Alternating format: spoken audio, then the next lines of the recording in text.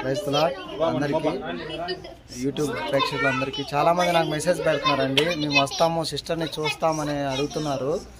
మీరందరూ కూడా కొంచెం అర్థం చేసుకోండి. సిస్టర్ నిన్న 17వ తారీఖుని మధ్యాహ్నం 3 గంటలకి ఆమె ఇక్కడి నుంచి వెళ్ళిపోయారు, ఒరిస్సాకి వెళ్ళారు.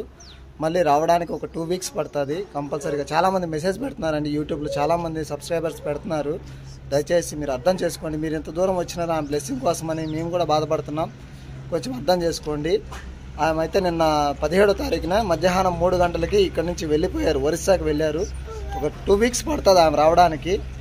ఓకేనా అండి, అర్థం చేసుకోండి. మేము ఎందుకంటే ప్రతిదీ మీకు ఇన్ఫర్మేషన్ ఇస్తున్నాం యూట్యూబ్ ద్వారా, ప్రతి ఒక్కరికి కూడా ఇన్ఫర్మేషన్ ఇస్తున్నాం. దయచేసి అర్థం చేసుకోండి. బ్రదర్స్ ఇంకా చాలామంది వస్తున్నారు జనాలు ఇక్కడ, కొంచెం అర్థం చేసుకోండి అమ్మా, ప్లీజ్ అర్థం చేసుకోండి.